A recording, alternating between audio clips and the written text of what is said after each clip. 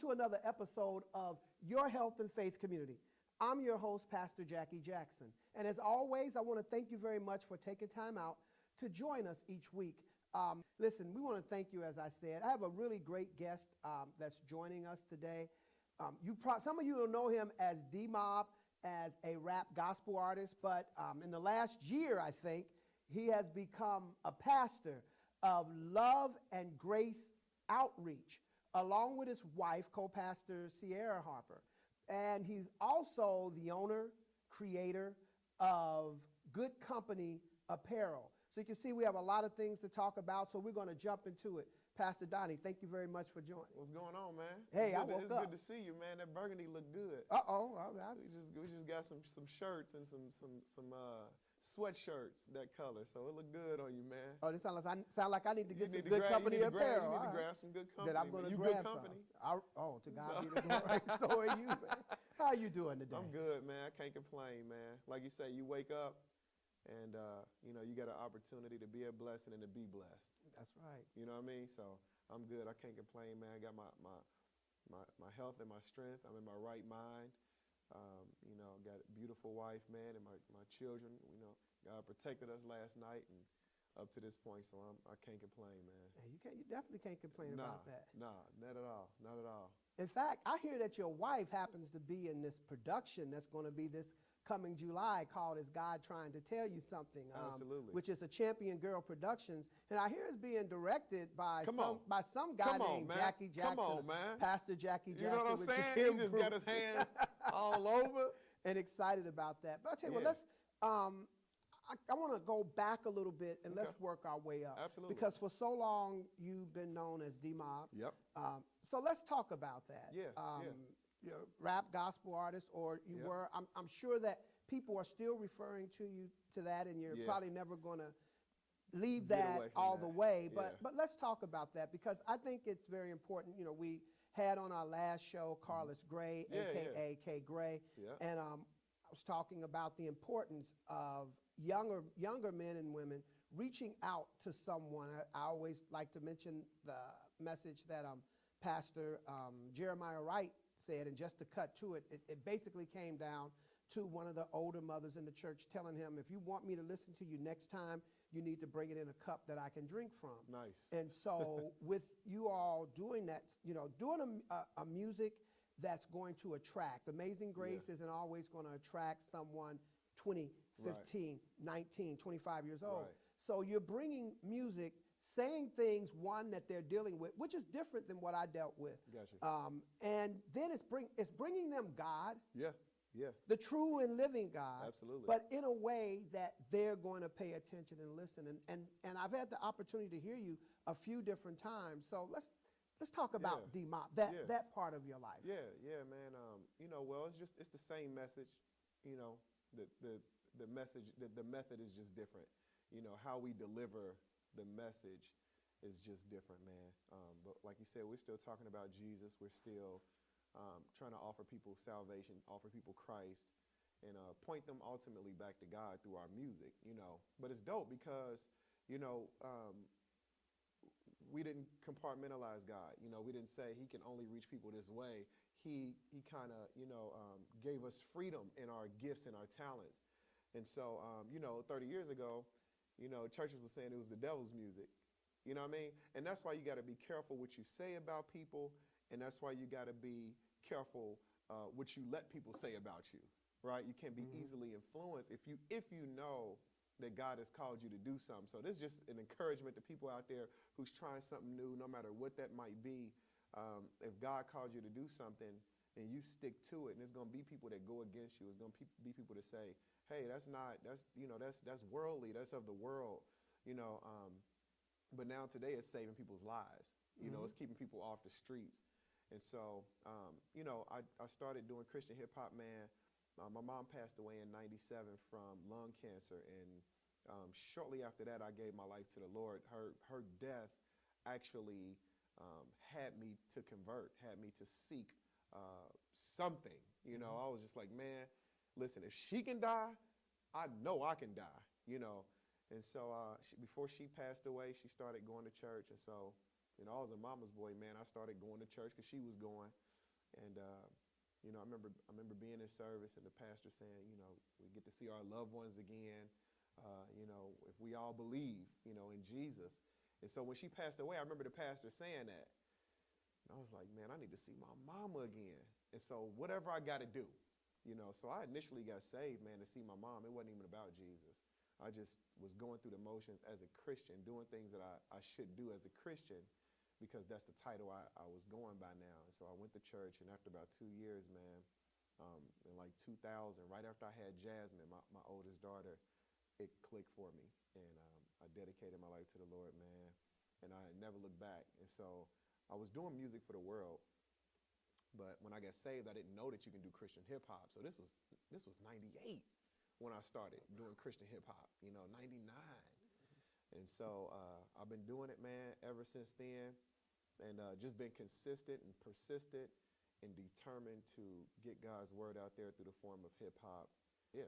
All right. I just want to make a point, because you mentioned where that transformation of gospel hip hop and that style of that style of music coming into play. I know, I think it was maybe around 2000, 2001, or 2002, whenever Kirk Franklin, was it Stomp? Was that the first thing? And I remember hearing, they're going to hell, that music is wrong. But what sometimes I don't think people understand is there was a point when gospel music was not the church music. And so when gospel music started being played, they were sending a lot of people to hell then, because of the style of gospel, which has a mixture of things like rock and some other stuff in it. So there was an issue with the older saints telling those saints that you're going to hell. That is not the music, because at one point it was hymnals and it was spirituals, and that was the music of the church. But we moved past that, and now everyone accepts gospel. Gospel is church music. But as we continue to progress, and even Christ said, greater things will you do than I've done. Well, in order to reach people, I don't mean that you get out and have strippers stripping, and saying that you're reaching people. But there is an organization out of Nevada, and I don't know if you ever heard of them. They're called Hookers for Jesus. Wow. And what Hookers for Jesus is, it's a network of ex-prostitutes who had given their life to Christ. And what they do in Las Vegas and on the Strip is they go up risking their lives, talking to these women who are still in this bondage, that are still in prostitution, telling them about Christ, and even helping them get away from the pimps that have them under bondage. But they didn't change. They kept it Hookers for Jesus. And I would put their information on my page. And I remember I had a very interesting conversation with a brother. He's a minister, a pastor. I won't say his name. And he was like, well, if they were truly saved, they would have changed their information. And I said, why? They're reaching people. And I said, brother, you ain't going to be able to talk to anyway, because they're not going to pay attention to you unless you're going in your pocket and taking them in an alley. I said, so they have somebody coming to them that's been where they've been. And how can you help somebody out of some place if you've never traveled out? So, I'm saying that to say, because I hear a lot. I remember before I started pastoring, and when I left the church I got ordained in, which was Higher Ground Family Life Center, which was Bishop Stephen White. And so in between that, before we opened the ministry or started the ministry, my last location was Christ Emmanuel with Bishop Dantley. But in between there, I had some stops, excuse me, because I was looking for something. Gotcha. And I remember one church where the mothers would turn their back on the young people who would either mime or certain levels of praise dance. They would literally turn their back in the seat. And it's like, you're running young people from God out of the church or out of the building into the world, who is going to accept them. They're going to love on them. They're going to embrace them. And before they're done, they're not praise dancing. They're dancing. But it ain't got nothing to do with praise. And so I believe that artists that are bringing gospel hip hop, gospel rap, and reaching those that their life may be saved. Great, I'm saved, and I've been saved for a while, so to God be the glory. But I don't need to now X out anything that might bring this young man. That's almost like saying, I got mine. And if you can't get yours like I got mine, I'll put it this way. Salvation is one size fits all. It is. It is. But Absolutely how you right. get there and how that message is brought is not a one size. Right. Right. Because you Right. can't bring meat to a newborn, and you can't keep giving me milk with cereal in it because I need some more, and the newborn can't digest the meat. That's right. So, That's but I right. want to move on because Yeah. Yeah. No, that that's is good, man. a That's good. subject within I'll listen itself. to that all day, man. There would no need to, there'd be no need to be wise if one thing worked for everybody. Thank you. But I don't. But I'm gonna get off my soapbox on that because we got a little bit of time Yeah. and we got a few other things I Okay. want to cover. And let's go to your apparel because I see you're wearing it. Good Yeah. company. Yeah. And Man. it wasn't until Alicio was here Okay. about a month ago, and because I always see the shirt, and you all would wear it like when we're doing Black Nativity. I'd Yeah, see yeah. the shirts, or all around, I see people I don't know with the shirt on. And I would always try to read it and go, I have no idea, but I like it. Yeah.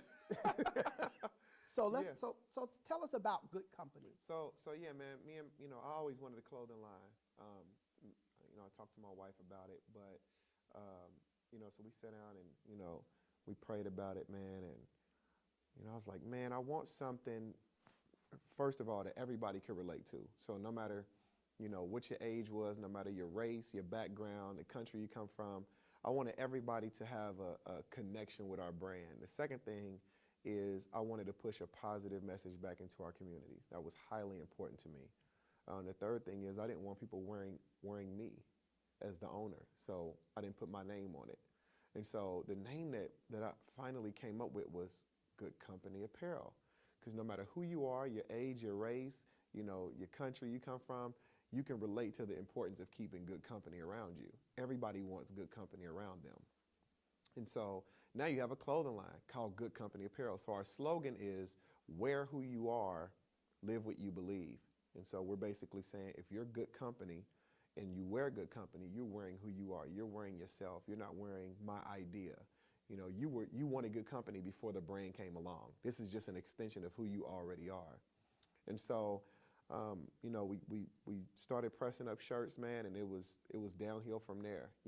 People started hearing about it and seeing it, and I would go, to this store called City Gear in Avondale, and I passed one out to the manager there. He wore it one day.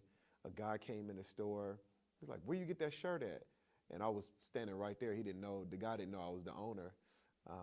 And my friend said, "Hey, is this the owner right here?" He's like, "Where them shirts at?" And I went to the trunk and I was right out the trunk, you know what I mean? And it just started like that, man. And, I wanted to be different with the spelling of it. It just couldn't say G-O-O-D. It just couldn't say good.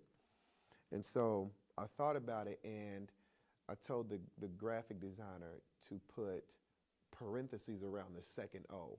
Now, any letter or letters that's in parentheses means that letter or letters is applicable or non-applicable.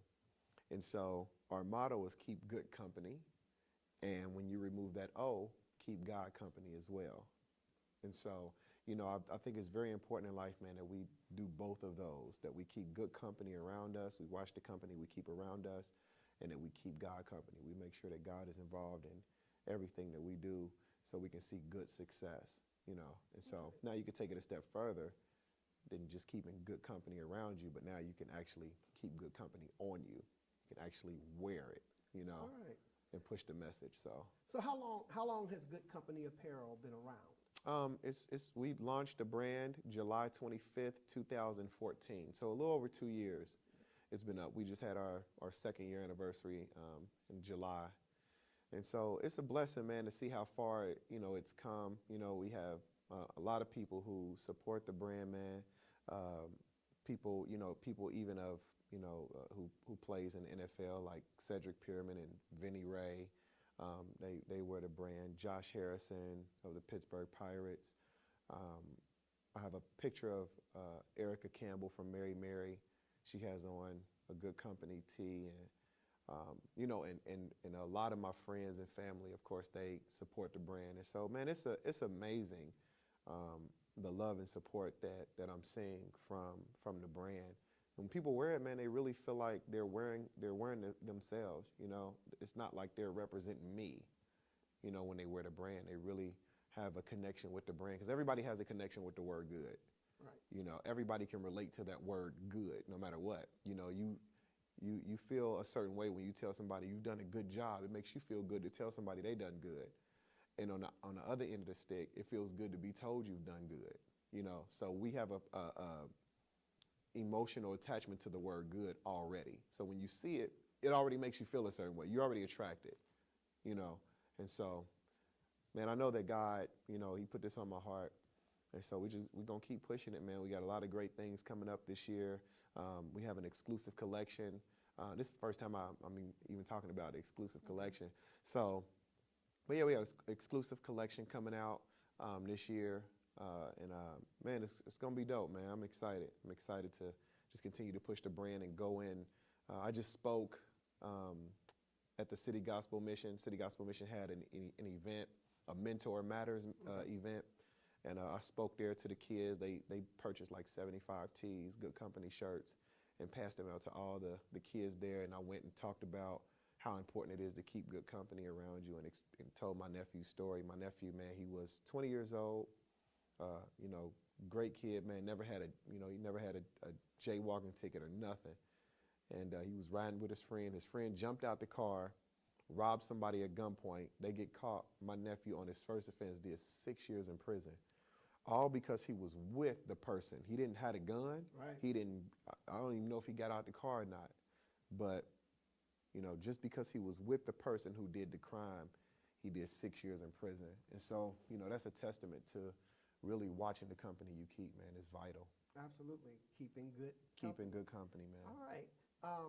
I know over the holiday you had a brick and mortar location. Yeah. Are you still doing that? I'm still doing that. I'm still doing the pop-up shops, and I'm actually doing it again at the end of February. So the last weekend of February, I think it's the 23rd, 24th, and 25th, or it's that Friday, Saturday, and Sunday. I'll be doing the brick pop-up shop again, 1327 Vine Street, Cincinnati, Ohio, 45202. It's right across the street from Holtman's Donuts and the Mercer. Oh, yeah, down near the Eagle. Correct. Right across the street from the Eagle. Yeah. You know, I think if you say the Eagle, because that fried chicken, I think. Yeah, everybody. I mean, the Holtman's Donuts are good. Yeah, that fried chicken at the Eagle and that cornbread, man, I'm telling you. See, you know what, man? I have yet to really sit down and enjoy it because the lines is always so long. It's always like a 2-hour wait. And so I think, man, pretty soon I'm going to have to go down there and check it out. Just get there early. I tell you, I'll take you. You got to go, man. Okay. The food is really good. Yeah, I heard. I'm not trying to give the Eagle a commercial. Right. But it's good though. It is good. So on the Good Company Apparel. Mm-hmm. Is it just for adults, or do you have sizes for kids? We will be launching more kids apparel this year as well. But yeah, for right now, it's mostly men and women apparel, and you know, if people at home want to check it out, the website is www.goodcoapparel.com, and that you can follow me on social media. Good Co Apparel, everything is Good Co Apparel. And Co is just short for company. So okay. Yep, goodcoapparel.com, man. You order it, and we ship it right out to you. Maybe I should wear Good Company apparel. Maybe every other show. You know what I'm saying? Or something. Man, we hook that up, it's man. It's a good company. Yeah, man. Yeah, man. We hook that up, man. Because you're going to have good company on your show. Oh, God has been blessed. You see what I'm saying? He's been blessed so with that. It'll go right with the theme, man. I want to make sure before we run out of time or before I get that signal that I've gone too long, okay, that we talk about the outreach. Yeah. Like I said, we know you have gospel rap artist. Mm-hmm. We know that you are entrepreneur businessman with Good Company Apparel, but you're also a pastor of Love and Grace Outreach. Yep, and I want to make sure that we talk about that, because that, first of all, those are some shoes. I just celebrated 7 years Congrats, of Come man. As You Are Reach Out Ministries, December 26th. And I'll tell you, I was excited to get in ministry. And then when I became a pastor, it was like, probably the first year, I was always almost going, what did I do? Yep. What was I thinking? Yeah. I love it. I still have some days where I go, what was I thinking? Yeah. But, you know, to God be the glory, Absolutely. 7 years. Absolutely. Has Congratulations, man. Oh, again, to God be, Yeah. believe me, if it was up to me, Yeah. it would have stopped 6 months after it started. Right. So it's all the glory is definitely to God. Yeah. But tell us about Love and Grace Outreach. Yeah, Love and Grace Outreach, man. Our foundational scripture is Romans 12:9 and 10, and I love it. I love it so much, man, because it says, don't just pretend to love others. I mean, we can stop right there, right? Pretty much, yeah. Don't just pretend to love others. Really love them. Hate what is wrong. Hold tightly to what is good. Love each other with genuine affection and take delight in honoring each other. And so that whole scripture is not about you. It's about doing something for somebody else, you know, and I really try to set the tone. And shout out to Love and Grace Outreach, man. I got, you know, every pastor will say, you know, you got the best, best members, but man, I really do have some loving, giving people at Love and Grace Outreach, and I appreciate that. You know, I appreciate their following, right? That they truly follow me as I follow Christ, and we've been up a little over a year now, man. Well, the first Sunday in September in 2015 is when we launched, so. We'll be coming up on 2 years in September, but man, it's awesome, man. You know, I really have no complaints. I had my moments, you know what I'm saying. I had my doubts, and I had my because I felt incompetent in the beginning when I first got called in 2014. Man, I never forget that day. It was August 10th, 2014. I got called, and I bust out crying, man, because I was like, I don't want to do this. Kind of like Jesus. Man, so like Jesus in the garden, right? Man, God, listen, if you let this cup pass from me. But, you know, at the end of the day, I said, but let your will be done, you know, and I wanted to do it. You know, Colossians 3:23 says, whatever you do, do heartily as unto the Lord and not man. So I wanted to keep that in mind, that I wasn't doing this for my satisfaction. I wasn't doing it to see how many members I can get or, you know, how much money I can make off of. You know, I really wanted to do this as unto the Lord. And so I surrendered, man, and, you know, he's just been showing me Sunday after Sunday that this is what I'm supposed to do, you know. And so it's been a blessing, man. It's been a huge blessing. We're getting ready to start Bible study next Sunday. Okay. So I'm excited about it, man. I'm excited about the growth. And we fellowship at Rockdale Academy right now in Avondale. Okay. So we use the elementary school, man. We start at 10 o'clock. We're done around 11:30. What's the address? I have to get the address from my phone. You can get, yeah. Okay. She can put it up later. Okay, yeah, I'll get you the address. You know, I was about to pull out the phone. You know, yeah, everything I know, on our phone. Like, I'm sitting here. You know what I'm saying? 33 something. It's 33 something. I can't remember the address per se. But yeah, man, Rockdale Academy, 10 to roughly 11:30. We have service, and then we always offer like snacks and drinks and stuff like that after every service. So it's give us time to fellowship drinks, and kick it. Orange juice. Yeah, water. Water. Yeah. Right. Light chips. You know, not no Thanksgiving dinner. You know what I mean? But it's always good, man, to just have something and we sit back and fellowship and talk a little bit and, you know, just kind of love on each other before we all leave. So yeah, man, I'm just I'm walking this walk, man, and just trying to be spirit led and not tradition led. Well, we had a conversation at your house. Man. We're not going to go into the conversation. Yeah. But I think that was a time for me to truly get an idea of where your heart is, because I often see you, you know, your wife, who is, I think, is just one of the most. Shout out to my singers. Boo, man, Sierra. You know what I'm saying? Boo, you know what I'm saying? Yeah. My baby, my backbone, you know, man. I love my wife. And one of the best vocalists. And one of the best vocalists in the city. You know, definitely in my opinion. You know, I love her so much, man. She's been down since day one, man. She's always supported me. I mean, literally everything I've done, she's always pushed me. She's always encouraged me. She never let me give up. You know, that's truly who I was supposed to be with. Truly. Well, we're going on 12 years, marriage. March 12th, we'll be married 12 years, man. And I'm thankful for her and my awesome children, Jasmine, Kaylin, Devin, and Micah.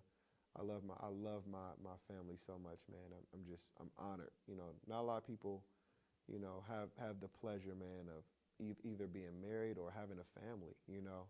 And so I'm just thankful. You be thankful when you have stuff, man, you know, and appreciate. You know, I've learned to appreciate my family. You know, I wasn't always an appreciative kid. And so I've come a long way. My mom always taught me, be thankful for what you have, you know, especially what people do for you, because nobody owes you anything. So I'm thankful for the support. Well, I want to ask you this question, and actually I asked your friend Carlos the same question. Yeah. When this airs, or at the present right now, Yeah. there has been 12 shootings, 4 homicides since the beginning of the year. So as of last night, which right now at this present time for us, last night was the 18th, January 18th, there had been 12 shootings, Wow. 4 homicides, and the most recent homicide was a 9-year-old girl who was shot along with her dad at their house. So I'm just asking you from a pastoral standpoint, and you still have the ear of a lot of young people that's in our community, in the city. What are your thoughts, or if you had a message for the young people, older people too, but our young people, we are losing them, and they're our kids. We can always say, what is the city doing, or the police, or whatever, but at the end of the day, it's our children that are being murdered. And a lot of times, and maybe maybe somebody won't like this, but more often than not, it's our children being murdered by our children. You're right. And so, I'll just give you an example. For the work that I do, I work with the Cincinnati Human Relations Commission, and I'm a community outreach advocate. So we respond to homicide shootings. We try to help keep the violence down. Yeah. So last night when we were there at the scene, one of the things that I think I was upset about, other than this baby and her dad, but this baby being shot and murdered, was the fact I'm looking and it's like, where is the community? Where is the outrage? We'll get outraged about certain things, but we need to get outraged about what's going on in our community, by our community, to our community. Yeah. And so just from a pastoral, or whichever way you want to bring it, what do you think? I think it's disheartening, man, because it seems as if it's become common, right? It's become common for, especially black on black crime. And it's become so common that it's not publicized as much as something that's bad, right? It's just like, oh, that happens. It's almost like if I'm walking down the street with a thing of fries and I'm eating fries, right? And I drop a few fries as I'm walking, it's like, that happens when you walk and eat fries sometimes. It's kind of overlooked. And man, I just think, I don't think marching is going to do anything. I don't think holding up signs and things of that nature will do a lot, because to the community, I don't know if that projects that we care personally. I think when the saying, they don't care how much you know till they know how much you care, right? And protesting and holding up signs and marching can give off, I guess can say, we just want this to stop. We don't care if you're suffering though. We don't care if you don't have no money in the household. We don't care if you're struggling financially. Just stop killing each other. But I think we need to go deeper than marching. I think something has to happen where we hold meetings, and we invite the people out to say, what is the problem? Like to see how they think, to question them, and why are you so angry? Why are you so quick to go to violence? Like, what causes this? And so we can kind of get to the root of why I'm like this. Protesting and telling me to stop, that's not going. Especially after the fact, being, we're reacting as opposed To being to proactive. being preventive. Yeah, or preventive. Or